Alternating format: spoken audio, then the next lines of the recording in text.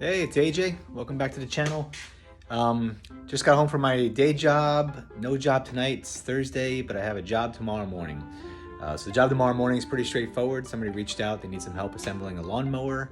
And when I gave them the price, they said, "Oh, it's kind of pricey." I said, "Is there anything else I could do?" They said, "Yeah, would you mind changing out the batteries for the smoke detectors?" So sure, no problem. So packing up for that one is pretty straightforward. I think I need a ladder to get to the smoke detectors, and I probably just need this toolbox to take care of the assembly. I might pack up my little ratchet set. I have a little like handheld ratchet set that usually works out pretty good, but tomorrow's job is pretty easy. I'll grab a few things probably in the morning, and then I'll be ready to go and head over to the job. And as soon as that job's over, going camping and doing some fishing. Hopefully the weather's pretty good. Then no jobs lined up for the weekend, so I think next week I jump into something else. Anyway, that's what I got going on. Hope you enjoy.